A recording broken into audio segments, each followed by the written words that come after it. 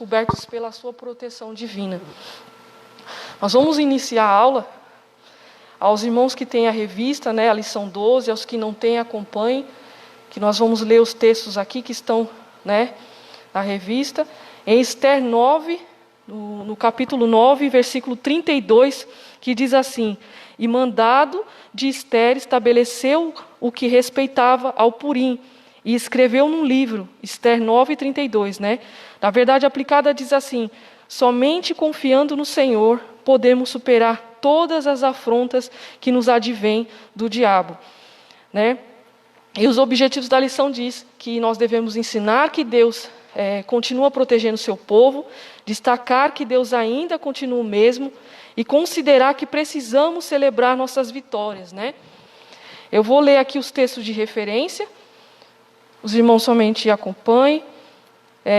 Esther 9, versículo 20, 21, 26 e 28 de Esther 9, que diz assim: e Mardoqueu escreveu estas coisas e enviou cartas a todos os judeus que se achavam em todas as províncias do rei Assuero, aos de perto e aos de longe, ordenando-lhes que guardassem o dia 14 do mês de Adar e o dia 15 do mesmo, todos os anos. Por isso, aqueles dias chamam Purim, do nome Pur, que pelo que também, por causa de todas as palavras daquela carta, e do que viram sobre isso, e do que lhes tinha sucedido, e que estes dias seriam lembrados e guardados por toda a geração, família, província e cidade, e que esses dias de Purim celebrariam entre os judeus, e que em memória deles nunca teria fim entre os de sua semente. Amém? Curve sua cabeça.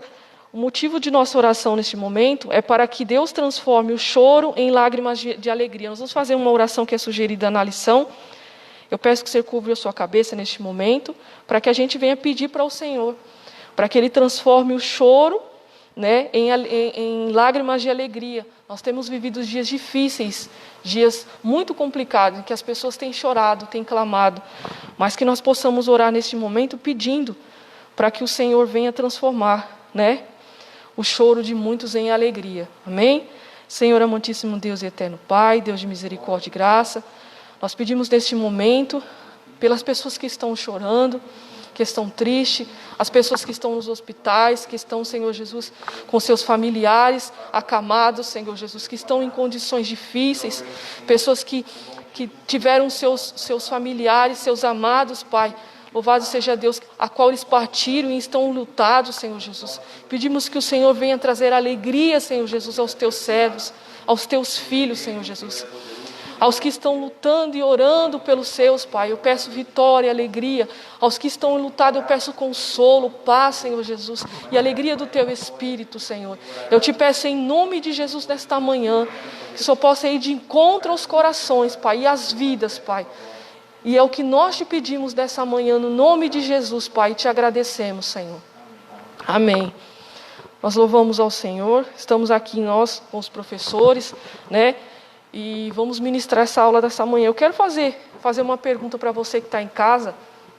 É uma pergunta que o Senhor, Ele me fez refletir ontem, Embora eu já tivesse estudado, já tivesse programado toda a lição, essa pergunta o Senhor fez com que eu me questionasse e olhasse a situação e o todo. E eu vou fazer essa pergunta para você nesta manhã. Porque nós temos, muitas das vezes, achamos que Deus, quando Deus não faz do nosso jeito, que a gente ora e Deus não faz do nosso jeito, a gente acha que não houve a ação de Deus. Muitas das vezes, quando as coisas são ruins, ou quando estamos passando por privações, provações, nós achamos que Deus não está agindo. E o Senhor fez eu refletir sobre isso, Nós achamos que só há ação do inimigo quando as coisas não estão da forma com a qual nós esperamos. E aí eu te pergunto nesta manhã, Você percebe que na história bíblica a qual nós vamos adentrar nesse momento, diz que a ação de Amã, embora ele fosse um inimigo ali, a ação de Amã gerou uma ação em Mardoqueu, que gerou uma ação em Esther, que gerou uma ação nos judeus. E esses judeus, a ação dos judeus foi orar, foi jejuar, e essa ação provocou a intervenção de Deus em livrar o seu povo, em fazer com que Mardoqueu ali fosse honrado.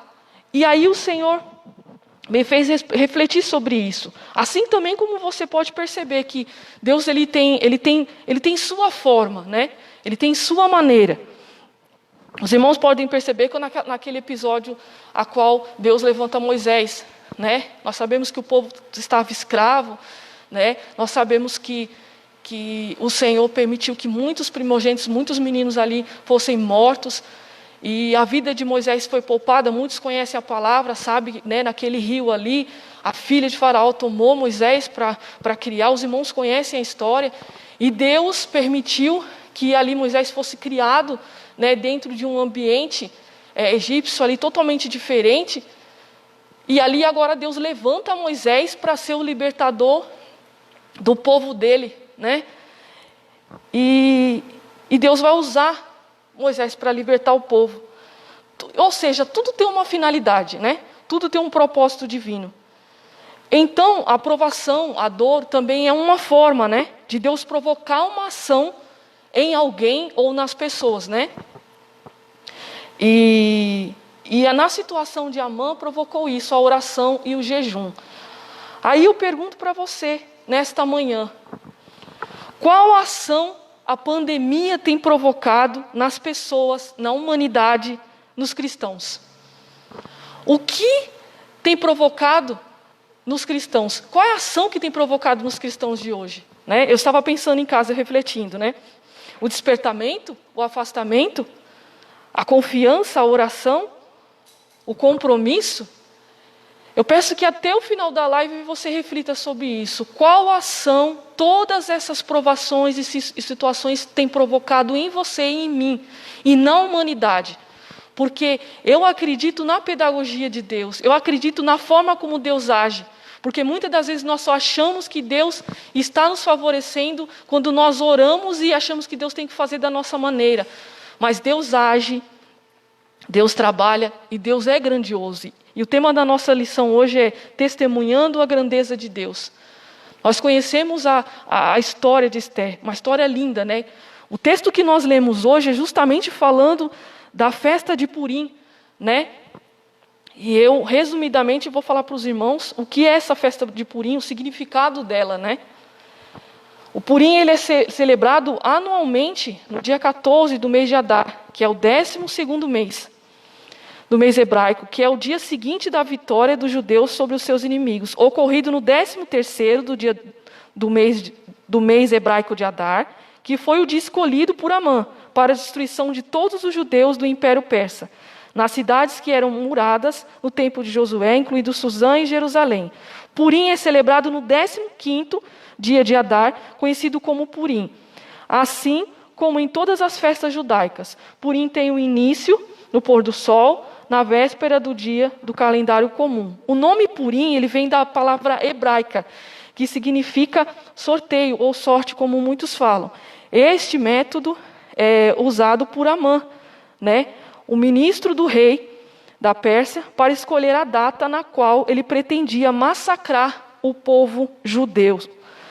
Os irmãos conhecem a passagem, sabem a trama que Amã fez para aniquilar, para matar os judeus, né? Nós viemos estudando todo esse tempo essa história, né, bíblica, a qual é muito rica em conhecimento e vem nos trazer um norte de várias coisas que Deus quer pontuar conosco aqui, né? A confiança, a surpreendente ação de Deus, né, que nós vamos adentrar na aula.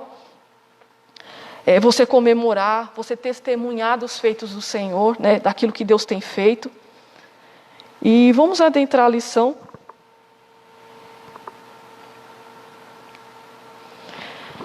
Nós vemos no início da lição, né, o tópico vai falar vencendo os inimigos, né? E também vai falar sobre a surpreendente ação de Deus. Eu não posso iniciar esta aula sem falar acerca de toda a história entre o capítulo 8 e o capítulo 9. O que sucede o capítulo 9? Se você olhar anteriormente no capítulo 8, vai falar que Esther pede ajuda ao rei, porém o rei diz que a lei não poderia ser revogada, né? Mas poderia ser escrita uma outra lei que ajudasse os judeus, né? Está lá em Esther 9, né? Esther 8. Eu vou ler para os irmãos. Esther 8. O capítulo 2 diz assim, capítulo 1. Nesse mesmo ano, o rei Xerxes deu a Esther tudo o que pertencia a Amã, o inimigo dos judeus. Mardoqueu apresentou diante do rei, porque Esther tinha lhe dito que era o seu primo. O rei pegou o seu anel que tinha dado a Amã e deu a Mardoqueu.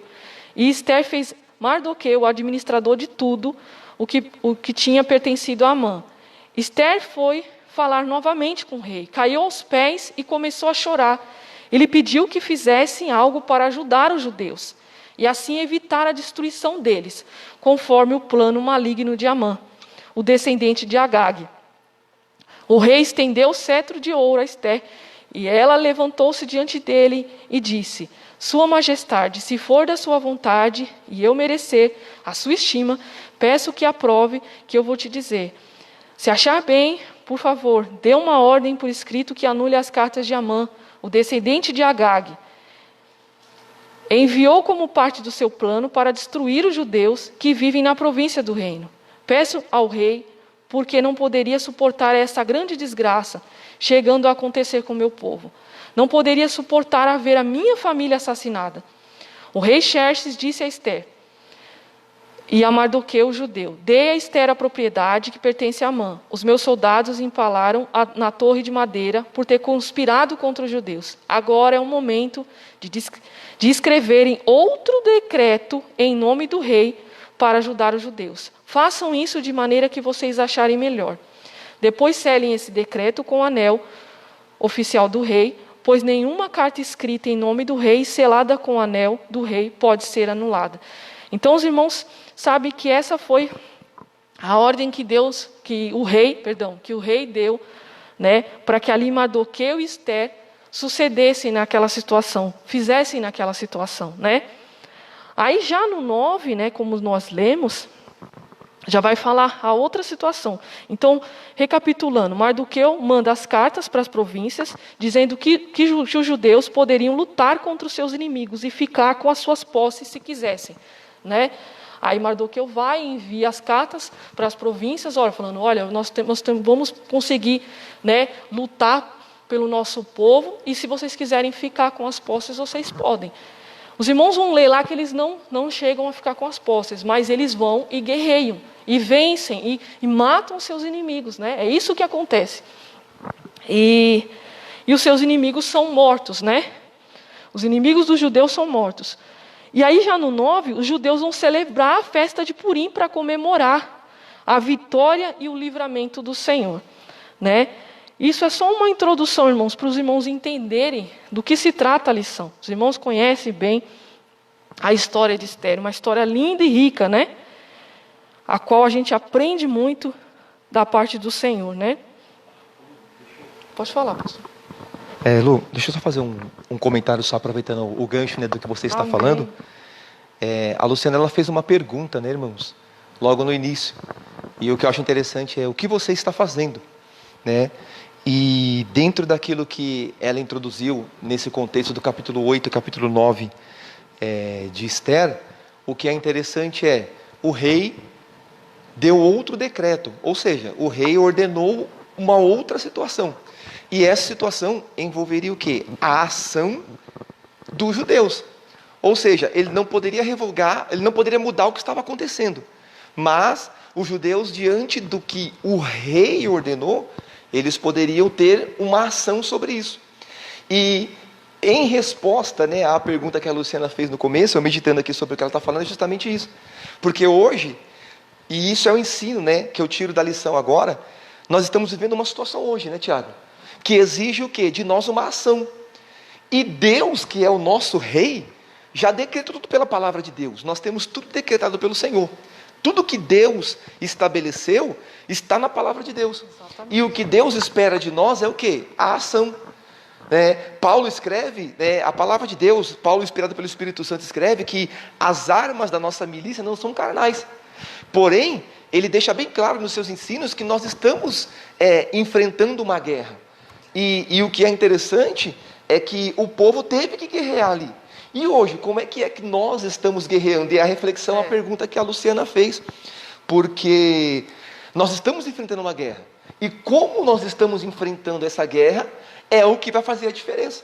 Porque se as armas da nossa milícia não são carnais, nós temos que enfrentar, mesmo que a luta seja carnal, mesmo que o coronavírus, ou as dificuldades, ou os problemas financeiros sejam materiais, o rei, o nosso rei, o Senhor dos senhores, ele já deu pela palavra o quê? A direção de como nós enfrentarmos.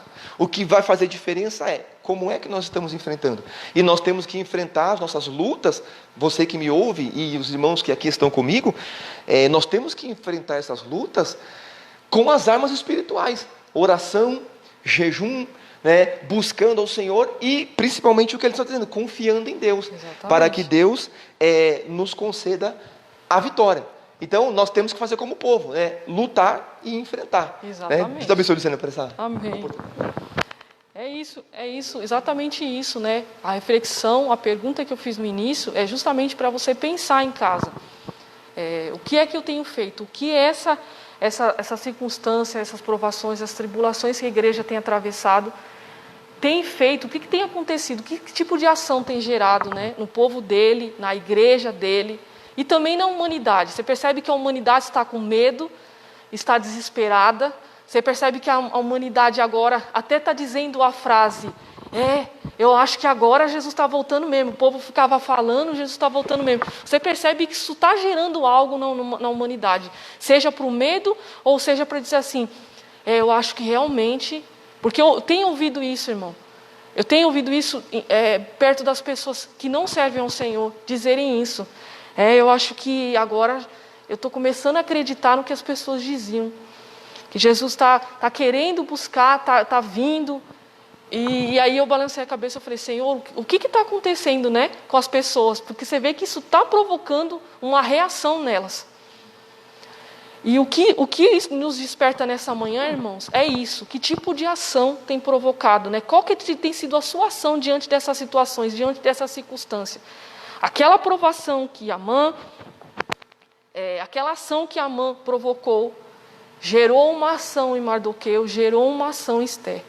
Que as nossas lutas também venham gerar uma ação em nós. Uma ação de nos posicionar, de orar, de buscar ao Senhor, de confiar no Senhor. Nós vamos ver no decorrer da lição que nós temos também que testemunhar. Nos vai falar da surpreendente ação do Senhor, né? Eu pontuei algumas coisas que está na revista, diz assim, somente neste dia foram mortos pelos judeus na fortaleza de Suzã 500 homens, está em Esther 9, versículo 6. Né? E também pontuei outra questão aqui, um outro versículo que é citado na revista Jeremias, né? Em Jeremias, porque eu bem sei os pensamentos que tenho de vós, diz o Senhor, pensamentos de paz e não de mal, para vos dar o fim que esperais. Jeremias 29, versículo 11. Né? E o que eu achei interessante, irmãos, e aí eu fui meditando, estudando, né, nessa passagem, e nesse tópico, né, os irmãos conhecem a passagem a qual o Senhor abriu ali, o Mar Vermelho, né? Ali houve uma ação do Senhor, né? Porque o tópico vai falar da surpreendente ação de Deus. Nós vemos a ação de Deus na situação do livramento do povo dele, da honra que Deus deu a Mardoqueu, né? Onde o Deus colocou Mardoqueu. E nós vemos também a ação de Deus na situação a qual, quando Deus abre o mar ali, né? Os irmãos conhecem, está ali em Hebreus 11, 29, pela fé o povo atravessou o Mar Vermelho, né? Como em terra seca. Mas quando os egípcios procuraram atravessá-lo, morreram todos afogados. Ali nós vemos a ação de Deus e vê a proteção de Deus com relação aos seus inimigos, né? Nós percebemos que se nós formos decorrer a Escritura, nós vemos a ação de Deus em tudo. a ação de Deus em todas as situações. Mas a maior finalidade da ação de Deus, que nós temos que ter em mente, é o nome dele ser glorificado. Porque muitas das vezes nós vemos no meio da circunstância, nós só vemos somente a ação do inimigo. Nós dizemos assim, o inimigo não me oprime, o inimigo me aperta. E nós não vemos que Deus está agindo, Deus está agindo. E eu refletindo sobre isso, irmãos, eu penso, embora o inimigo tentou oprimir muito o povo de Deus, se você for ler as Escrituras, Deus sempre tinha o seu propósito específico ali para cada situação. Ou quando ele permitia que o povo aprendesse, né? E aí ele permitia que outro povo oprimisse o povo de Deus, mas Deus estava ali ensinando algo. Ou quando Deus queria que o povo se despertasse. É por isso que eu perguntei no início, que tipo de ação ter provocado o que tem acontecido nos tempos de hoje, nos dias de hoje. Deus quer provocar uma ação em você. Deus quer provocar uma ação no povo dele. Uma ação de se levantar, uma ação de confiar, uma ação de orar, de jejuar e de esperar nele. Mas o povo tem dito assim, mas o governo me oprime, mas as situações me oprimem, mas eu não... Irmãos, que nós venhamos nos lembrar dos antigos da palavra, dos homens de Deus, né? De todos aqueles que venceram, de todos aqueles que muitos deles, talvez a situação que nós estamos hoje, né? Eu comparo a situação que nós estamos hoje, é até melhor que a situação deles. Quantos dos homens da Bíblia, né? Não sofreram a favor do Evangelho e não tiveram, como dizem em outras palavras, não tiveram todos os benefícios que nós temos hoje. Hoje nós estamos mais tranquilos, embora se nós nos compararmos com os nossos irmãos que sofreram, né? Então, na outra aula eu tinha até falado do comportamento que a igreja teve depois que ela começou a ser perseguida, né?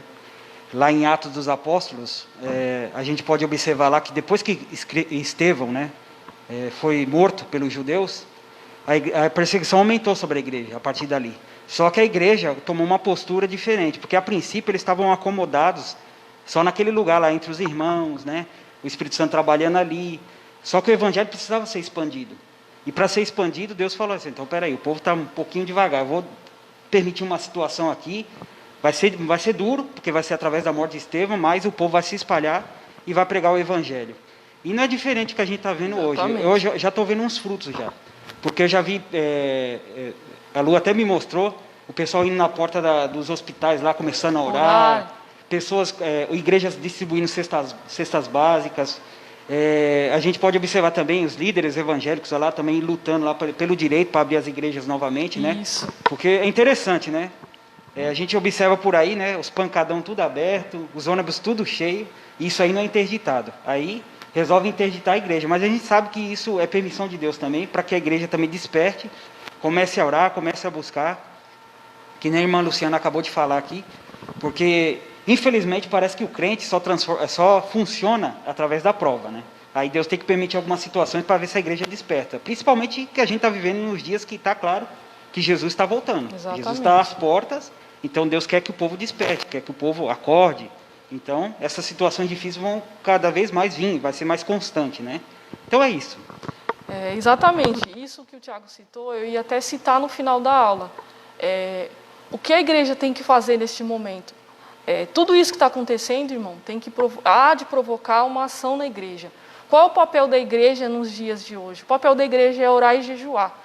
E qual que é a notícia que eu estava observando ontem, que ele acabou de citar, que eu ia citar no final da aula? Você é a igreja do Senhor, e eu não digo só a Debras Limoeiro, eu digo a igreja num todo. Você ora, você busca o Senhor e Deus levanta um homem, levanta uma mulher ou levanta alguém para interceder ao seu favor, para falar ao seu favor. E o que Deus tem feito? A igreja está orando, a igreja de Debras está orando, e qual é a notícia que nós temos? Que agora os líderes que são dirigidos pelo o Manuel Ferreira, inclusive, eles estão lá, né, fizeram um pedido para intervir nessa situação, para que as igrejas voltem a funcionar. Então, o que eu quero explicar dentro dessa aula? Por que eu quis trazer essa situação para essa aula? O seu papel é orar. Enquanto você está orando e jejuando, Deus está lá, vai usar o homem de Deus lá para intervir a favor do seu povo. É assim que funciona. Então, assim, a igreja tem que se assemelhar à aula de hoje, se comparar à aula de hoje. Os judeus estavam orando enquanto Esther ia diante do rei. A igreja ora enquanto o homem de Deus está lá pedindo a favor das autoridades para que o povo de Deus possa ser abençoado, para que a igreja do Senhor seja abençoada. Então, por isso que eu queria trazer isso também para a aula. Então, irmãos, não é somente nós dizermos, vamos orar, mas orem com confiança, cheguem a Deus com confiança, né? Sabendo que há ação de Deus sim. Deus vai agir em favor do seu povo. Nós também vemos a ação de Deus na situação de Paulo e Silas. Paulo e Silas oravam, né? Os irmãos conhecem a passagem, dentro da prisão, e houve ali, né?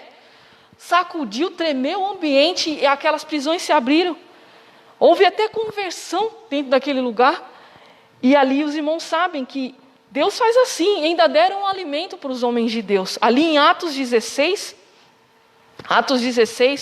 do versículo 25, a partir do 25, diz assim: mais ou menos à meia-noite, Paulo e Silas estavam orando e cantando hinos a Deus, enquanto outros prisioneiros os escutavam. De repente houve terremoto grande que abalou até os alicerces da prisão. Nesse instante todas as portas se abriram e todas as correntes que prendiam os presos se quebraram. O carcereiro acordou e quando viu as portas da prisão abertas pensou, os prisioneiros tinham fugido. Então tirou a espada para se matar. Mas Paulo gritou dizendo, não faça nenhum mal a si mesmo, pois estamos todos aqui. O carcereiro então pediu luz e entrando depressa se ajoelhou aos pés de Paulo e Silas, tremendo de medo. Depois, levando para fora, lhe disse, senhores, o que eu devo fazer para ser salvo? E eles disseram, creia no Senhor Jesus e você será salvo, você e toda a sua casa. E lhe anunciaram a mensagem do Senhor, como também a todos que estavam em sua casa. O carcereiro os levou naquela hora da noite mesmo, e lavou os ferimentos deles, e logo depois todas as suas famílias foram batizadas. Depois ele levou Paulo e Silas para sua casa, lhes deu comida. Então, tanto ele como toda a sua família ficaram muito felizes por ter acreditado em Deus. Você percebe? Aí vem novamente aquilo que nós falamos no início. Nós não entendemos as provações. Você percebe? Deus permitiu que Paulo e Silas estivessem na prisão. Aí você pensa, eles estão sendo oprimidos. Porque Deus tinha um propósito específico lá. Quem é que foi alcançado dentro daquele lugar?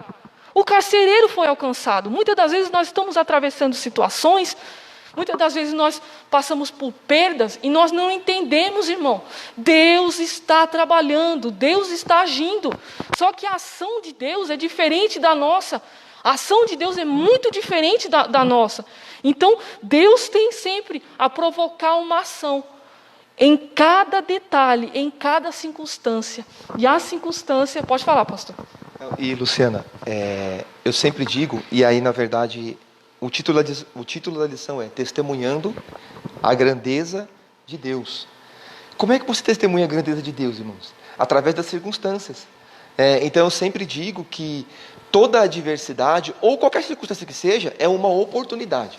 Como hoje, nós estamos vivendo uma oportunidade. Exatamente. E eu sempre digo, eu tenho dito isso, né? O Tiago destacou uma coisa interessante, nos exemplos que ele deu aqui. Por quê, irmãos? Essa pandemia é uma oportunidade. Por que uma oportunidade? Porque a igreja prega um Deus que cura. Então, nós temos que ir lá e pela fé em Jesus Cristo e confiança no Senhor, orar pelo enfermo e crer que ele vai ser curado. Que é o que as igrejas estão fazendo, né? Graças a Deus despertaram para ir lá, vai na porta do hospital, não pode entrar, põe a mão no muro do hospital. Exatamente. Isso é ato de fé. O que Deus requer de nós, e a Bíblia diz que sem fé é impossível agradar a Deus. No momento da adversidade, irmãos, nós temos a oportunidade de manifestar a fé, de manifestar o poder de Deus. E nisso... a grandeza de Deus aparece. Exatamente. Por quê? Porque o mundo incrédulo precisa ver que existe um Deus, que é poderoso, que continua o mesmo, como eu preguei aqui na sexta-feira, não mudou, e continua fazendo milagre. E como é que Deus vai fazer isso? Através de nós que somos a igreja. Então, é oportunidade. E muitas vezes, como o Tiago citou aqui o caso de Estevão, a igreja está ali... acomodadinho, bonitinho. Aí Deus fala, não, mas espera aí, eu preciso manifestar a minha glória. Aí Deus mexe nas situações, põe a igreja em movimento, e aí o que acontece?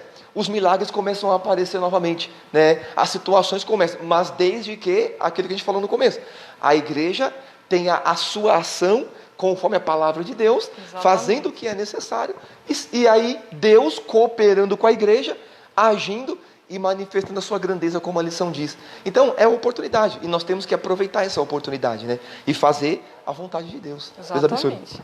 É exatamente isso que o pastor pontuou, né? Que nós estamos falando desde o início. Deus está usando determinadas situações, usando as coisas que têm acontecido para provocar uma ação, né, no povo dele. E que nós possamos fazer isso, como o nosso pastor acabou de pontuar, irmãos. Deve provocar uma ação nos cristãos, de orar, de confiar, de interceder. Nós temos visto, né?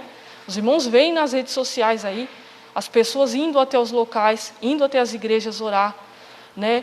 Eu sei que não vem ao caso, talvez muito também não vendo, mas como as pessoas que mexem muito na rede social, estão vendo também a situação daquele japonês que trabalhou no SBT. Ele está com o pai com Covid, a mãe com Covid e a irmã com Covid. E ele está pedindo que toda a igreja ajude ele a partir da meia-noite a orar.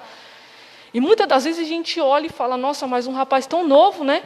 Passando por um vale, uma provação tão difícil. Irmãos, isso vai, através da vida dele, o Senhor vai permitir que Deus alcance outras pessoas. Não é verdade? Porque ele lida muito perto de jovens. Então Deus sempre tem um propósito, até mesmo nas provações, irmãos, para fazer com que o nome dele seja glorificado, para fazer com que o servo se desperte e acorde, porque não é tempo, né, como a palavra diz, não é tempo de confiar em dois pensamentos. Nós temos que estar mais constantes. Pode Só falar. uma coisinha, Lu.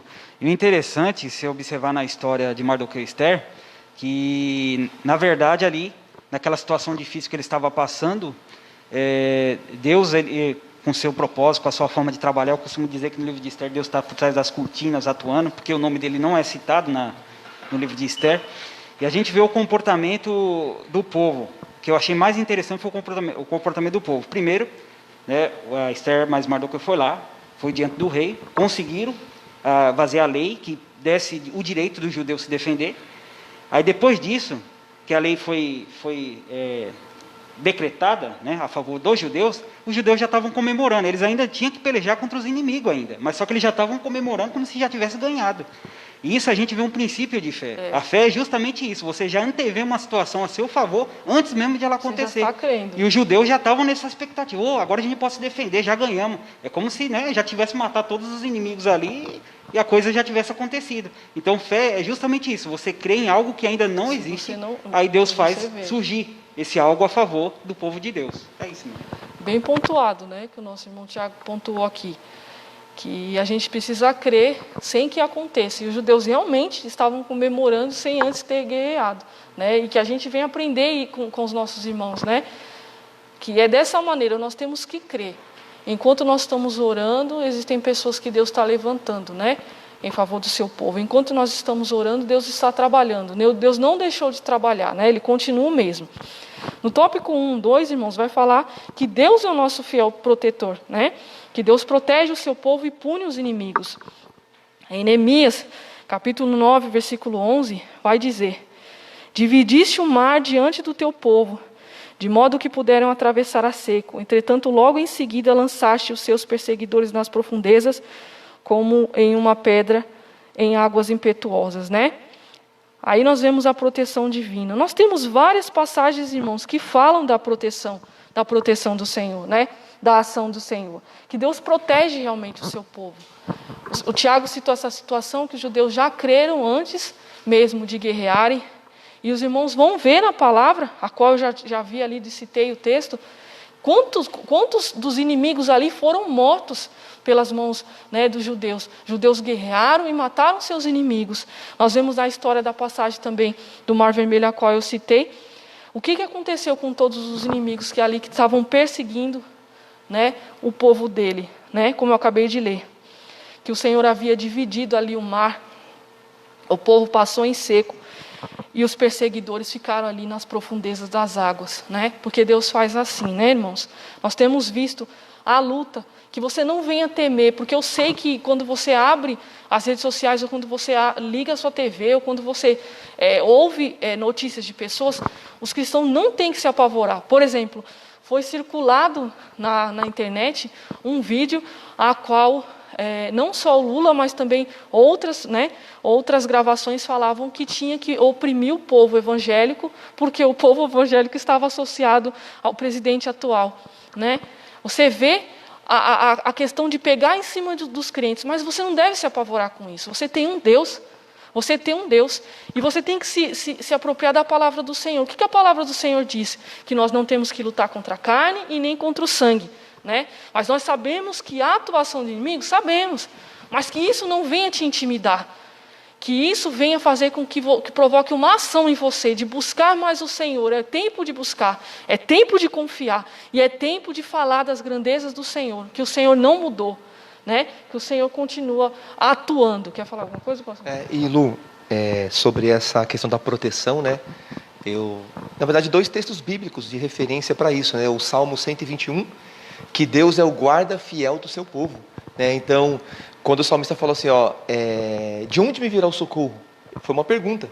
E ele diz, o meu socorro vem do Senhor que fez os céus e a terra. E existe também, né, o Salmo 91, que é um salmo universalmente conhecido, né, que fala que em Deus nós estamos protegidos. Né? Tanto que o Salmo diz que nenhum mal te sucederá, nem praga alguma chegará à tua tenda. Para quem? Para aquele que habita no esconderijo do Altíssimo, ou seja, para aquele que está escondido em Deus. A proteção do Senhor é justamente para aqueles que buscam refúgio em Deus. Deus é o guarda fiel do seu povo e Deus é aquele que nos guarda. E é essa confiança que nós temos que ter. Exatamente. Nós temos que confiar no Senhor, porque Ele está nos guardando. Ele está nos guardando. Né?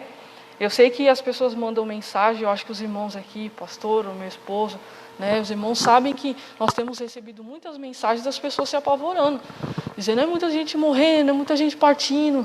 E o Senhor tem tomado, né, alguns deles para si, levado para si, né, como o pastor tem falado aqui na nossa igreja. Né? Para alguns, como se diz assim, o arrebatamento tem já vindo para alguns. Né? Alguns já têm levado, tem sido no individual. É óbvio que o Senhor vai buscar a sua igreja, irmãos, mas alguns têm sido antes, né? Mas que isso não venha te apavorar, né? Porque sabendo que o crente, ele tem que sempre se apropriar da palavra, dizendo assim, se eu viver, glória a Deus por isso. Se eu morrer, glória a Deus por isso, que eu vou estar com Cristo, né? Nós sabemos que o cristão não deve se apavorar em meio às dificuldades, porque nós temos um Deus protetor. Como o pastor citou o Salmo 91, né?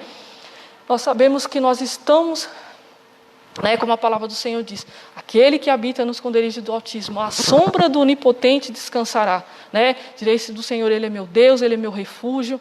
Né? Nós sabemos que nós temos essa proteção no Senhor. Né? O Senhor nos protege e nos guarda.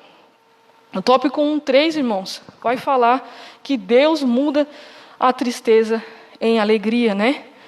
Os irmãos conhecem aquela passagem que está em Êxodo 14, né, a qual ali em Êxodo 14, do 13 ao 31, vai falar assim, ou seja, este inimigo que te oprimia, não mais o vereis. Era isso que Deus estava dizendo para o povo dele ali, né, em Êxodo 14. Êxodo 14, versículo 13, diz assim, Moisés respondeu ao povo, não tenham medo, fiquem quietos e verão como o Senhor hoje os salvará. Antes vocês estavam escravos, mas olhem, esse povo que te oprimia, que te deixava triste, vocês não vão ver mais. Vocês não vão ver mais esse povo. Era isso que Deus estava dizendo pela boca de Moisés. Né? E é isso que Deus faz. Ele transforma a tristeza em alegria. Né? Ele é Deus que faz isso, que trabalha em favor daqueles que nele esperam. Né, irmãos? Deus é grandioso, Deus é maravilhoso. Ele é poderoso. Né? Aqui, irmãos, no tópico 2, vai falar sobre a celebração também, né? Celebrar a vitória. Os irmãos conhecem aquela passagem em que está em Êxodo, capítulo 15, do versículo 20 ao 21, que diz assim, então Miriam, a profetisa, a irmã de Arão, tomou o tamborim na sua mão e todas as mulheres saíram atrás dela, com tamborins e com danças. E Miriam respondia, cantai ao Senhor, porque gloriosamente triunfou e precipitou no mar o cavalo e o seu cavaleiro. Ali houve uma forma de celebrar, de festejar de Miriam. Nós sabemos que os judeus aqui festejaram através da festa de Purim, né? O livramento. E nós sabemos que Miriam também se alegrou pelo aquilo que o Senhor tinha feito, por aquele grande livramento, né? Naquele mar. Foi coisa gloriosa que o Senhor fez, e o Senhor continua fazendo. E não é diferente para conosco. Quando o Senhor nos abençoa, nós queremos fazer culto de ação de graça. Nós queremos agradecer, nós queremos testemunhar, nós queremos nos alegrar. O Senhor, Ele quer que nós venhamos nos alegrar sim, que venhamos contar os feitos dEle. Pode falar, Tiago. Então, você falando isso, Lu, aí até a nossa situação agora, né, que Deus está permitindo que a gente passe, é para a gente também aprender a dar valor para os cultos que a gente faz aqui para o Senhor, né? As pessoas hoje não podem vir para a igreja por conta desse decreto aí, né? Aí recebemos um decreto igual o pessoal, o judeu, né? Mas só que o povo vai ter que aprender a dar valor para o culto, porque quando chegar aqui dentro para cultuar o Senhor, é justamente com esse mesmo espírito de Miriam, com esse mesmo espírito do povo judeu, cultuar a Deus com coração, com alegria, porque a gente também foi vitorioso. Jesus conquistou a vitória para a gente. E a gente tem que celebrar sempre isso. Em todos os cultos que a gente participa, em todos os cultos que a gente está presente, a gente tem que viver como se tivesse vencido, que de fato nós venceu. E comemorar mesmo, não com tamborim, né? Com a bateria, com a guitarra, com a voz, com louvor. E isso é importante. E outra coisa que eu queria destacar também, que foi falado até no início, mas é importante, é que a gente vê da parte do Senhor o livramento a nosso favor, o livramento a favor da igreja. Mas também tem da parte do Senhor o julgamento sobre aqueles que perseguem. Você citou, por exemplo, os egípcios, né, que perseguiam o povo judeu, o povo israelita, aliás, e Deus fechou o mar sobre eles. Agora, através do povo judeu e Mardoqueu e Esther, eles derrotaram todos os seus inimigos nas demais províncias também, né? Tanto dentro da fortaleza de Suzã quanto fora, nas outras províncias. Eles venceram. E nisso a gente vê também o julgamento de Deus sobre os perseguidores, né? E Deus, ele não deixa barato essa ideia. Todos que se levantam contra o povo dele, pode até se levantar, mas só que depois vai pagar o preço. Isso aconteceu com a Babilônia, aconteceu com o Egito, aconteceu com a Síria, aconteceu com várias nações. Porque Deus é um Deus justo. Além de ele proteger o povo dele, ele também vai pedir contas daqueles que perseguem o povo dele. O inimigo é usado como se fosse um instrumento de correção por parte de Deus. Mas, por outro lado, Deus não deixa os pecados do inimigo contra o povo dele sem punição, porque Deus é justo. É isso. É isso, irmãos. É verdade, né? O nosso irmão Tiago falou, pontuou, né? Deus é justo, né? Os olhos dele estão em todos os lugares, contemplando todas as coisas, os bons e os maus. E tudo aquilo que o povo dele está atravessando, ele está contemplando. E uma coisa que o irmão Tiago falou, e é verdade, né? Uma forma de celebrar ao Senhor é também, você nem foi abençoado ainda, nem chegou à vitória, mas você está fazendo como os judeus fizeram. Já está se alegrando sem antes ter guerreado, já está se alegrando sem antes ter ido à batalha. Vá à batalha, mas já vai confiando, celebrando, glorificando, porque a palavra do Senhor, ela nos orienta, ela nos norteia a fazer isso. Nós cantarmos hinos espirituais, glorificarmos ao Senhor, né? Para que a gente venha ser fortalecido, e Deus vai nos enchendo, Deus vai tomando o nosso viver, enchendo o nosso ser, né? Nos tomando de alegria, de paz, de confiança, e que nessa manhã você também medite nisso, celebre. Antes mesmo de ir para a guerra, já ore, jejue e celebre. Fala, Senhor, vou fazer como os judeus. Eles nem chegaram a vencer ainda, mas eles já estavam crendo, né? Porque é assim que o cristão tem que ser. Ele já tem que chegar diante de Deus com confiança e, ao mesmo tempo, confiar que Deus está trabalhando, que Deus está agindo, que Deus vai abençoar e dar vitória. Amém? Aqui, irmãos, no tópico 2.2, vai falar que nós estávamos falando, né, durante toda a aula, que nós devemos contar os feitos do Senhor. Aqui na revista vai citar alguns salmos, né, os salmos 9:11, os salmos 96:3 e o salmo 107:22, né? Vai dizer assim: cada chance perdida de testemunhar pode representar uma vida no inferno. É preciso noticiar o evangelho, né? Ele vai citar os salmos 9, vai citar os salmos 96. Eu vou pedir que o Tiago leia os Salmos 96, versículo 3, né? O nosso irmão Tiago.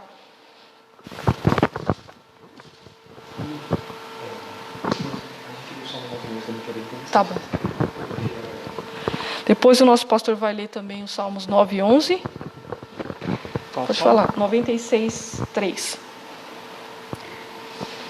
Diz assim a palavra do Senhor: proclamem entre as nações a sua glória, contem a todos os povos as suas obras maravilhosas. Pode falar, pastor. Os Salmos 9 e 11 agora são salmos que reforçam que nós devemos contar os feitos do Senhor. Salmo 9 11. e verso 11. Cantai louvores ao Senhor, que habita em Sião. Anunciai entre os povos os seus feitos. Então você percebe o quão é importante você louvar e você contar aquilo que Deus tem realizado. Eu sofri uma situação muito difícil há um tempo atrás, uns anos atrás, em que eu fui repreendida porque eu estava contando uma bênção do Senhor. E a ideia que se dava é que se eu ficasse contando só que Deus havia abrido uma porta, que Deus havia me dado algo material, eu estaria dizendo que Deus é só Deus de milagre, que Deus era só isso. E eu fui repreendida nesse sentido, falando para mim que mais ou menos assim, Deus ele tem que ser falado, propagado só na questão da salvação. Irmãos, a palavra do Senhor que diz que nós devemos contar os feitos do Senhor. É a palavra do Senhor, eu tenho que me basear na palavra. E aquilo ali me oprimiu muito, porque eu aprendi assim. E dentro da palavra você encontra respaldo bíblico, dizendo que nós temos que contar os feitos do Senhor. Quando você conta algo que Deus realizou, um livramento, uma cura, alguma coisa, outra pessoa é alcançada. Você pode pensar que não, mas aquela pessoa que está próxima de você escuta aquele testemunho. Por que uma pessoa ímpia, ela chega em você e fala assim, você é crente, você pode orar por mim? Porque ela sabe que Deus ouve a oração, que os crentes estão ali, que o Senhor ouve. E isso é importante o nosso testemunho, mas ao mesmo tempo também é importante que nós venhamos contar as maravilhas que Deus tem feito. Porque os testemunhos, eles edificam, os testemunhos ajudam e fortalecem a igreja, e os testemunhos fazem com que pessoas ímpias possam ver o agir e a mão de Deus. E através desses acontecimentos, um dia, se aprove o Senhor, Ele trazer essa pessoa também para a presença dEle, né? Então eu creio dessa maneira, a importância de se contar os feitos do Senhor. Interessante, aproveitando isso que você está falando, Lu, a gente pode observar o seguinte também, que para Deus é importante que a igreja dele testifique dos feitos dele, justamente porque é uma forma também de divulgar o Evangelho e divulgar que Deus tem poder, que Ele não mudou, que Ele continua fazendo milagres, né? E a gente observa, por exemplo, até na outra aula passada, a gente estava falando sobre a música Sabor de Mel, né? O pastor não estava aqui, estava na reunião, né? Uma polêmica. Sabor de Mel. Não, interessante, porque tem um trecho da música que ela fala que, como é mesmo, que é como se fosse preparar uma mesa diante dos adversários. Vamos você vai assim. Estar no palco e todo mundo vai olhar, você vai estar no palco e vai ver Jesus brilhando em você. É assim que o hino fala, né? Então, aí o pessoal achou isso muito, nossa, é antibíblico isso. Não pode. Mas você vai encontrar em diversas passagens da Bíblia, Deus exaltando as pessoas diante dos inimigos. Um exemplo disso é o próprio Mardoqueu, diante de Amã, né, quando Deus exaltou ele, fez ele carregar o cavalo lá e gritando pela cidade, esse aqui é quem o rei quer bem, né? É assim que Deus, aliás, é assim que o rei trata aquele que ele quer honrar, né? E é interessante isso. Então, pelas escrituras a gente observa que Deus faz isso mesmo, porque é outra forma de ele glorificar o seu nome, de glorificar o seu nome através da nossa vida. Então a gente tem que entender que é importante o testemunho, é importante testificar. E é importante também quando a gente é exaltado. E outra questão também é essa questão das bênçãos materiais, das bênçãos aqui da terra, que Deus concede ao seu povo, né? Às vezes a pessoa fala, mas isso é prosperidade, é materialismo, é não sei o quê. Na verdade não, porque Jesus, ele não tem interesse somente pelo nosso espírito, pela nossa alma, ele também quer salvar nosso corpo. Tanto é que nosso corpo vai ressuscitar. Naquele grande dia, nosso corpo vai ressuscitar também, porque Deus quer a gente completinho, como Ele fez no início. Então, Deus vai se preocupar com o nosso corpo, por quê? O próprio ministério de Jesus mostrava isso. As curas, os milagres físicos, né? Pessoas aleijadas andando, cegos vendo, surdo ouvindo. Também tem a questão da alimentação, Jesus multiplicando o pão, mostrando o interesse de Deus também pela parte material da coisa, porque a salvação de Deus é completa, é alma e corpo, é completa a salvação do Senhor. E naquele dia a gente vai ver isso, nosso corpo sendo transformado, se a gente estiver vivo quando Jesus voltar, ou então a gente sendo ressuscitado e transformado, tendo um corpo de glória como o do Senhor Jesus, um corpo imune às coisas dessa vida, mas adaptado a nova condição que Deus vai colocar no novo céus, na nova terra que a gente vai viver. Então é importante a gente entender isso. Deus não está preocupado só com a alma, Ele quer também salvar o corpo, quer curar o nosso corpo. Por isso que a gente pode pedir cura, por isso a gente pode pedir para esse coronavírus ir embora. Eu sei que ele vai cumprir o propósito dele, esse vírus, né? Deus deixou ele vai por um tempinho ali para cumprir o propósito, depois que ele cumprir ele vai embora. E cabe a nós aqui como igreja continuar orando, continuar agindo com fé, para que Deus o mais rápido possível acabe com essa situação, né? Pastor? E, na realidade, só complementando isso, que esse assunto, né, que a gente está falando, essa questão da exaltação, eu sempre tenho isso comigo, e é que, na verdade, é o que a palavra de Deus ensina. Porque, na verdade, Deus exalta, sim. E a questão é, para quem vai a glória quando a exaltação vier?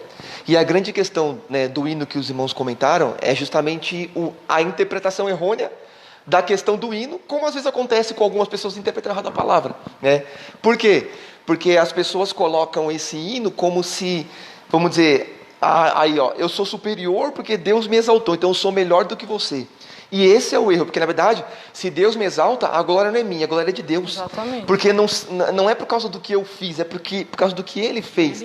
E as pessoas erram e confundem justamente nisso, né? Deus honra, tá aí, ó, Mardoqueu é o exemplo. Exatamente. Entre outros, o salmista fala assim, ó, preparas uma mesa perante mim na presença dos meus inimigos, unge minha cabeça com óleo e meu cálice transborda. Então, a realidade é, para quem vai a glória quando Deus exaltar? E a glória tem que ser para Ele. E o grande erro da questão desse hino ser tão criticado é justamente o quê? As pessoas levaram isso para o lado ao contrário. Como se, porque Deus me exaltou diante dos que me perseguiram, eu sou melhor do que eles. Não, a glória é de Deus. Deus permitiu a situação, no controle de tudo, Ele, né, levou a situação, você teve a sua atitude de fé e Deus te deu vitória. E a glória? A glória vai para Deus, né? Então, Deus exalta, Deus abençoa, Deus faz tudo o que tem que fazer, mas a glória é toda dele, porque se o homem pensar que é alguma coisa, aí Deus vai lá e tira tudo isso para mostrar que ele é Deus e que está no controle de tudo, né? Então esse é o pensamento, a glória é sempre de Deus. O problema maior sempre é a má interpretação das pessoas, né? Porque a palavra está para nortear, né? A glória, tudo é para ele, né? Como a palavra do Senhor diz, porque dele, para ele são todas as coisas, né? O nome dele que tem que ser glorificado em todas as situações. Irmãos, no tópico 3 vai falar da provação, né? Quando falamos de provação, falamos também de tribulação, né? A gente estava falando o que as circunstâncias, a opressão, a tribulação pode provocar, né? Porque nós vemos só, eu estou passando por uma provação, é o inimigo. Eu estou passando por uma provação, é o inimigo. Tudo é a atuação do inimigo, né? Mas a gente não entende que todas as coisas, quando diz todas as coisas cooperam, é todas as coisas mesmo, as ruins e as boas. Deus, ele tem sua forma de trabalhar. E tem respaldo bíblico para dizer isso, irmão? O que a tribulação e o que a aprovação produz? Nós encontramos lá em Romanos capítulo 5, versículo 3 ao 5, que diz assim: louvado seja Deus. Romanos 5, versículo 3 ao 5. Além disso, até nos sofrimentos nos alegramos, porque sabemos que o sofrimento produz a paciência produz o caráter produz a esperança não nos decepciona, pois Deus derramou o seu amor para encher os nossos corações por meio do Espírito Santo que nos foi dado. Você percebe que até na provação e na tribulação é produzido algo, né? Você percebe que dentro da palavra de Deus, você lendo essa passagem, você percebe o que acontece dentro dessa situação, né? Que até nos sofrimentos, né, nós sabemos que o sofrimento produz o quê? A paciência. E a paciência produz o quê? Aqui nessa tradução diz produz o caráter. Na sua tradução está como, pastor? Eu vou ler aqui, está assim, ó.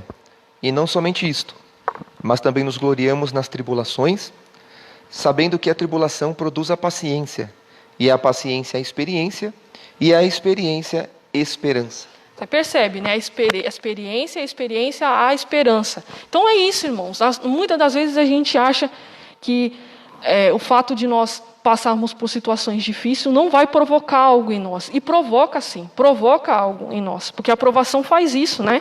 A provação, ela gera em nós mudanças, ela gera em nós situações diferentes. Voltando só um pouco, irmãos, que eu esqueci de passar, no tópico 2:3, vou dar uma resumida aqui, que fala quem serve ao Senhor goza de paz, né? Você encontra ali no livro de Ruth, os irmãos podem também depois ler o livro de Ruth para entender o que a passagem vai explicar, mas eu vou dar uma resumida aqui. Noemi morava em Belém, né? Houve fome em Belém, nessa região, e aí o marido dela decidiu, né, sair daquele lugar de Belém e foi para Moabe. Os irmãos conhecem essa passagem. Depois de um tempo morreu os filhos, né, morreu o esposo, e agora Noemi e Ruth voltam para Belém novamente. Em meio a um momento difícil onde elas estavam, né, ali já não estavam mais amparadas pelos seus esposos, né? Agora, o que acontece? Em meio àquele momento difícil, Deus intervém colocando Boaz. Isso eu estou resumindo, tá, irmãos? Deus coloca Boaz, né, na vida ali de Ruth, e ali elas passam a viver a providência divina e agora o desespero, talvez a tristeza por causa da partida, porque não tinha ninguém ali, não tinha mais os seus esposos para prover, trazer o sustento. Agora elas vão gozar de alegria, né? De alegria e de paz, porque Deus faz isso, porque Deus, quem serve ao Senhor, nunca está desamparado, nunca está sem amparo, porque Deus faz isso, e foi isso que Deus fez com Ruth. Eu quis trazer esse exemplo, resumidamente, do tópico 2:3, para falar isso, quem serve ao Senhor goza de paz, né? Até tem um versículo aqui que é citado na revista que diz assim: a esse respeito Jesus disse, deixo-vos a minha paz vos dou, não vos dou como o mundo dá, né? Em João 14:27, né? Você goza de paz sim, porque por mais que seja por um tempo, você passando por uma tribulação, creia que Deus é aquele que, assim como proveu, que assim como transformou em alegria a situação de Ruth, a situação de Noemi, Ele é fiel para também produzir, para fazer com que a sua vida também seja mudada e você goze de paz, goze de alegria. Isso que Deus faz. Fia? E interessante esse texto que você citou, acerca de Jesus, falando que Ele deixa a paz dele com a gente. Ele deu o maior exemplo com as próprias atitudes dele. O próprio Jesus, ele não só falava, ele demonstrava. Por exemplo, quando ele estava lá no barco, dormindo, a tempestade querendo assolar aquele barco, batendo naquele barco, os discípulos desesperados. O que Jesus estava fazendo? Estava dormindo. Jesus nos ensina ali que como é ter paz no meio da tribulação. A gente não deve se desesperar. Por exemplo, essa situação que a gente está vivendo agora, a gente não tem que se desesperar. Ah, meu Deus, está morrendo muita gente. Até pessoas do nosso meio, né, cristão, estão morrendo. O Lázaro, né, o cantor Lázaro acabou de partir para a glória. Mas só que essa situação não é motivo para desespero. A gente tem que ter a mesma calma de Jesus no meio da tempestade, porque a gente sabe que a gente vai chegar do outro lado do porto. Jesus sabia que ele ia chegar do outro lado, né? Por isso que ele estava dormindo. Os discípulos não tinham essa fé para acreditar que eles iam chegar do outro lado. Tanto é que eles foram lá e acordaram o mestre. Senhor, não importa que a gente está perecendo aqui, o barco vai afundar. Aí Jesus foi lá, repreendeu aquela tempestade que representa justamente as tribulações, as dificuldades que a gente passa, e depois olhou para os discípulos: vocês são de pouca fé mesmo, hein? Eu estou aqui com vocês no barco. Se eu estou dormindo é porque eu sei que eu vou chegar do outro lado. Vocês deviam também sossegar, né? Vocês deviam ficar calmos, porque vocês vão chegar do outro lado. Vocês estão me seguindo? Então vocês vão chegar do outro lado. Então a gente tem que entender que a paz do Senhor, ela funciona perfeitamente no meio da tribulação. Aliás, ela é mais evidente na tribulação, se o crente estiver sensível ao Espírito Santo e tiver vem pela manhã. Então a confiança que a gente vai chegar no porto, lá do outro lado, é tranquila, porque Jesus está no barco, ainda que dormindo, demonstrando a paz que a gente tem que ter. Olha, isso é algo tão interessante, né, irmãos? A gente falou no começo sobre as armas que Deus nos dá para utilizar, né? E o que é a paz, irmãos? Gálatas 5:22 fala que a paz é uma virtude do fruto do Espírito. Então, alguém que está nos ouvindo aí pode vir a pergunta na mente: mas pastor, como é que eu consigo ter essa paz? Peça para o Espírito Santo. E a Bíblia diz que a todos que pedir, Deus dará, né? Então, não é uma coisa irreal ou surreal que não podemos alcançar, né? Na verdade, está acessível a nós, como temos pregado aqui sempre, né? Está acessível a nós. Deus preparou tudo. Jesus falou assim: eu vou enviar o Espírito Santo e ele vai ser o ajudador de vocês. Então, pode surgir a pergunta na mente realmente: pastor, como que, né, irmãos que estão aí ensinando, como é que eu vou ter essa paz desse jeito que está hoje? Peça essa paz ao Espírito Santo. Ele vai te dar. Porque Jesus falou, eu vos dou a minha paz. Ele falou, eu envio o Espírito para que ele habite em vocês. Então, se a paz é uma virtude do fruto do Espírito, e você está sem paz, peça a Deus. Peça a Deus, que a todos dá em abundância, e Deus vai dar. Né? Deus vai conceder, e você vai aprender a lidar com as situações, com essa paz, que só Deus pode dar, que é diferente da paz do mundo, né? Que é você conseguir se manter tranquilo, centrado e confiante no que Deus pode fazer, mesmo em meio à adversidade, você consegue manifestar essa paz através do fruto do Espírito. Então é só pedir a Deus.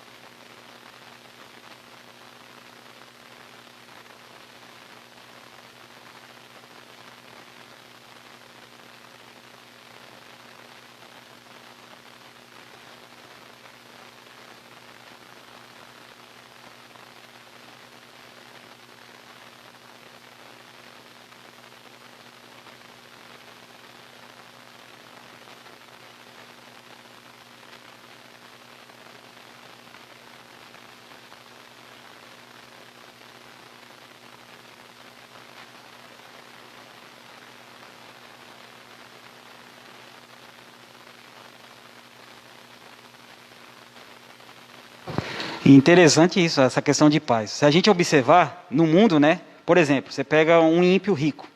Acabou o dinheiro, acabou a paz dele. Para o cristão, não. Ele sempre vai ter paz porque Deus nunca acaba, né? A nossa paz está firmada em Deus. Então, logo, nossa paz é eterna. E ela vai durar para sempre, né?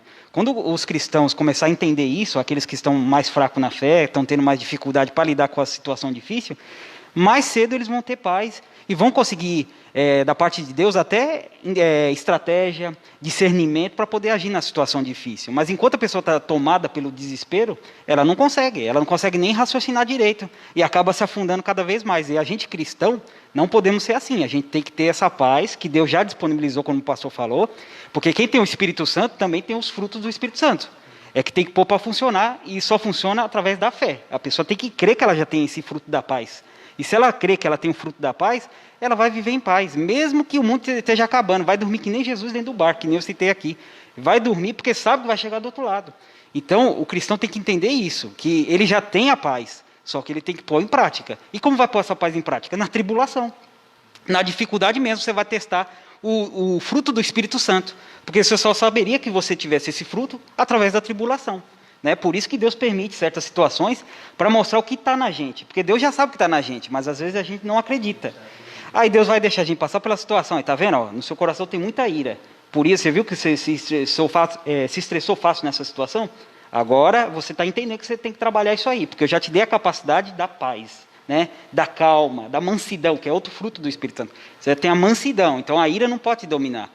Mas você acreditou que você estava bem. Então eu te fiz passar por essa situação para você enxergar você mesmo, né? Só pegar o exemplo do jovem rico.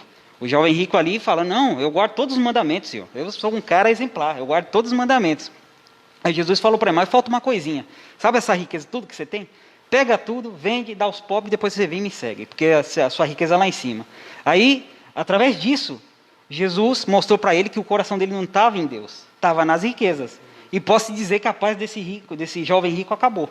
Quando tocou naquilo que realmente o coração dele estava preso, acabou. Então que a gente não tenhamos o nosso coração preso no lugar errado. Se a gente tem que pôr o coração, é em Deus, porque em Deus a paz permanece.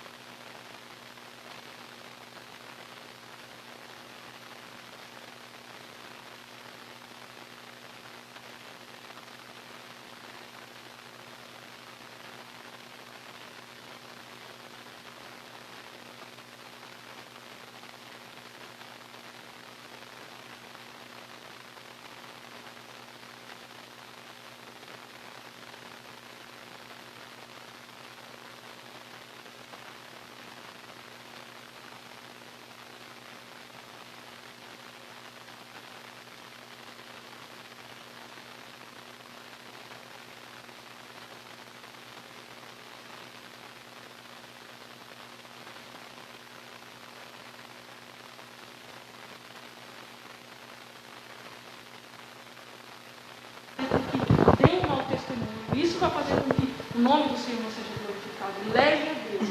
Leve a Deus. Pode falar. O Salmo 42, né, Lu? Porque está batido a minha alma, né? E por que se perturba dentro de mim? Aí ele está falando com a alma, irmãos. E ele está expressando a Deus aquilo. E aí ele, na verdade, assim, conhecedor da palavra, ele me responde, né? Espere em Deus. Continua confiando no Senhor. Mas ele estava com a alma batida. Então, a gente não esconde nada de Deus. A Luciana pontuou bem claro aqui, irmãos. Se você está triste, fala para Deus. Às vezes a gente quer, né, quer fazer aquela imagem de durão, né? Não, porque não, irmão, Deus sabe como está o seu coração, você também sabe. Não adianta esconder de Deus.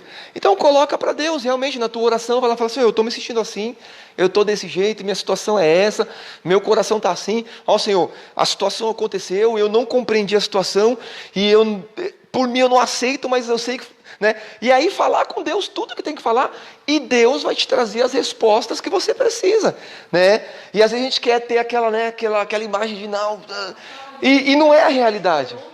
Então, de super-homem, de super-mulher, não existe isso. Nós somos seres humanos. E o Salmo diz que Deus conhece a nossa estrutura. Então, assim, Deus nos compreende. Aquele que nos criou nos compreende. Fala para Deus que você está assim, e Deus vai te trazer a resposta necessária para que você alcance aquilo que é o propósito de Deus, né, para a sua vida.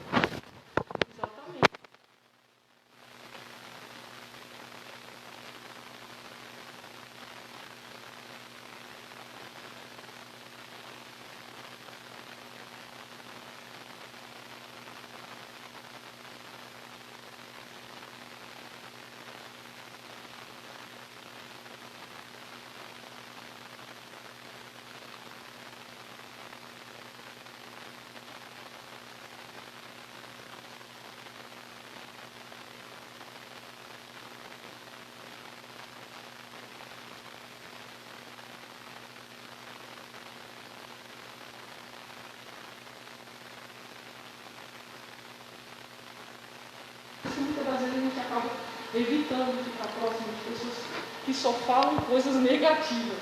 E tem um detalhe, lógico que a gente também pode desabafar com o irmão, mas desde que seja um irmão maduro na fé, né? Que você vai poder conversar com ele e vai poder desabafar: irmão, estou passando por isso, não aguento mais, aí sim.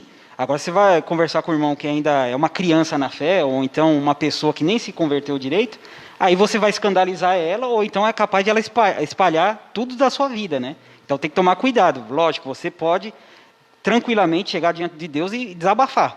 Falar tudo, com respeito a Deus também, né? Não vai também querer, né, desrespeitar a Deus no momento ali que você está desabafando. Mas você pode desabafar e falar o que você está sentindo. Mas você também pode chegar aos irmãos em Cristo, que são maduros na fé, e também desabafar. Às vezes você só quer pôr para fora. Então é importante a igreja também estar unida nesse propósito também, de ajudar um ao outro, que é isso que Paulo ensina nas cartas dele, né? Que temos que ajudar um ao outro, carregar a cruz um do outro, mas desde que haja pessoas maduras para isso, né? Pessoas que têm o Espírito de Deus e que agem com sabedoria.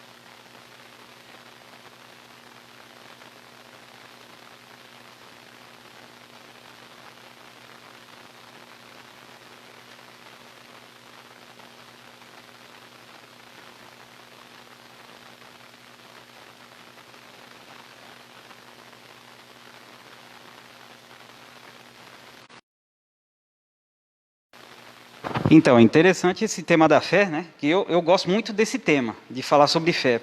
E ela é a base ali para fazer o cristão se mover, né? A gente observa, por exemplo, você citou os heróis da fé, a galeria da fé, e citou um exemplo importante, que Abraão não via a terra, mas ele acreditava naquilo que o Senhor falou. Então, a questão, às vezes, é a gente acreditar na palavra de Deus. Se a palavra de Deus está garantindo, por exemplo, cura, a gente tem que crer. O que a Bíblia diz? Que Jesus levou sobre si nossas enfermidades. Então, para vocês que estão em casa, em vez de vocês olharem para o coronavírus, olhe para a cura do coronavírus. É assim que o cristão tem que olhar. Se você é cristão, se você crê em Jesus Cristo, você tem que olhar para a cura. Você já tem que ver algo como se não tivesse existindo ainda. Mas você tem que ver como se já tivesse ali. Né? Eu gosto do exemplo de Jairo e Jesus, né? Que quando aquelas pessoas saíram da casa de Jairo, para falar, ó Jairo, não incomoda mais o mestre, porque a menina já morreu. Aí Jesus falou, não dá ouvido para eles não, crê somente. Aí ele chega dentro da casa, aí dentro da casa está aquela choradeira, está aquela gritaria. Aí Jesus, calma gente, a menina não está morta, ela só está dormindo. Olha que interessante isso, né? Todo mundo sabia que a menina estava morta, mas aos olhos de Jesus, a menina só estava dormindo e precisava ser despertada.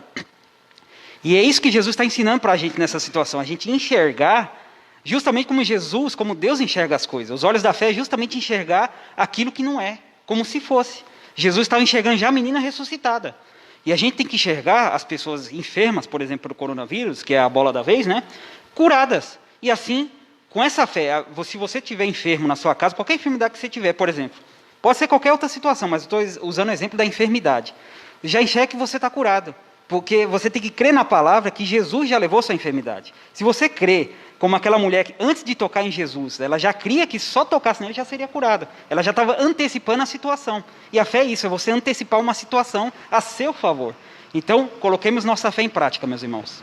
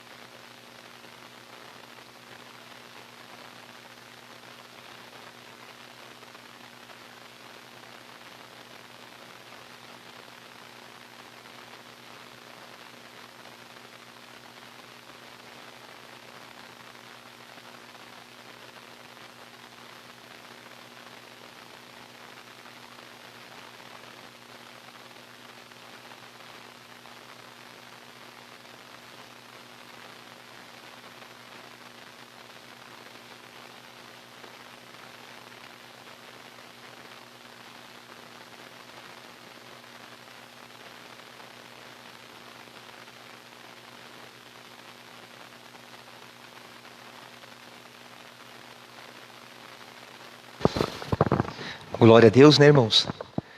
Que ensinamento maravilhoso nesta manhã para nós. E que possamos, irmãos, ter em mente justamente isso, a oportunidade. Tudo que nós estamos vivendo nos dias de hoje é a oportunidade. E essa oportunidade Deus tem nos dado. Então, que você possa, nessa oportunidade, manifestar a sua fé em Deus, a sua confiança em Deus. E você vai com certeza ter testemunho para contar daquilo que Deus fez. O Salmo 9:10 diz que Deus não desampara aqueles que o buscam. E nessa oportunidade nós temos que buscar ao Senhor, enquanto se pode achar. Deus está acessível, o Senhor continua sendo o mesmo e Ele continua nos dando vitória. Deus abençoe a irmã Luciana, o irmão Tiago, que é o outro professor também na escola dominical conosco, que tem nos ajudado nesta obra. E eu espero, meu irmão e minha irmã, que fique conosco até esse momento, que Deus tenha te abençoado pelo ensino da palavra, que Deus tenha acrescentado algo à sua vida através do ensino da palavra, e que você possa ter sido edificado por aquilo que você ouviu de ensinamento aqui nesta manhã, através da palavra de Deus. Eu gostaria de orar com você, e nós já vamos orar, e logo após encerrar, e lembrando que hoje à noite, a partir das 18 horas, nós estaremos também novamente aqui, cultuando ao Senhor, no culto com a família, e transmitindo a você uma palavra de Deus. Então hoje, às 18 horas, teremos aí também o nosso culto com a família. Curve sua cabeça, vamos orar e agradecer ao Senhor. Senhor maravilhoso, Deus e Pai, somos gratos ao Senhor por esta oportunidade e pelo aprendizado que a lição de hoje nos trouxe, Senhor. Que possamos verdadeiramente, Senhor, manifestar a fé no Senhor, a confiança no Senhor, sabendo que o Senhor está no controle de tudo e que o Senhor vai cuidar de tudo e vai nos dar vitória. Senhor, eu oro, Senhor, se alguém que nos assiste, que nos ouve, está sem paz, que o Senhor conceda paz, que o Senhor conceda mansidão, tranquilidade, que o fruto do Espírito se manifeste na vida dos teus filhos e que eles tenham, Senhor, amor, alegria, paz, longanimidade, benignidade, bondade, mansidão, fé, temperança. Que os teus filhos tenham o seu domínio próprio, que haja, Senhor, na vida dos teus filhos, Senhor, a manifestação do dom do teu Espírito Santo, e que haja, Senhor, também na vida dos teus filhos e das famílias, a manifestação do poder do Senhor, da tua graça. Que o Senhor venha, Deus, operar grandes milagres, que em nome de Jesus, Senhor, visitando os enfermos, curando as enfermidades, curando o mal, fortalecendo os fracos, levantando os abatidos, ajudando os caídos. Que o Senhor opere grande obra, Senhor, sobre cada vida, sobre cada coração, sobre cada família. Que o Senhor manifeste o teu poder, a tua graça, a virtude do teu Espírito Santo, e que o Senhor realize sobre as vidas, sobre as famílias, Senhor, uma grande obra. Que em tudo, Senhor, o nome do Senhor venha a ser glorificado. Visita aqueles que estão enfermos, visita com teu poder, repreende a enfermidade, repreende o mal, restaura a saúde do enfermo, Senhor, para a glória, a honra e louvor do teu nome. Nós oramos ao Senhor nesta manhã, agradecidos em nome de Jesus. Amém. Meu irmão, minha irmã, Deus abençoe você que for conosco. Daqui a pouquinho, às 18 horas, estaremos aqui novamente, adorando ao Senhor no culto com a família. Espero ter você conosco e tenho certeza que Deus vai ter uma palavra que vai falar ao teu coração. Deus abençoe a sua vida, Deus abençoe a sua casa, a sua família. Ao Tiago e à Luciana, Deus abençoe vocês também. E que a paz do Senhor esteja com você. Estende suas mãos, vou dar a bênção apostólica e nós já vamos encerrar. Que a graça do Senhor Jesus Cristo, que o amor de Deus Pai, que as doces consolações do Espírito Santo esteja com você e com a sua família, Deus de agora e para sempre. E o povo de Deus diz amém. Deus abençoe, fique em paz em nome de Jesus.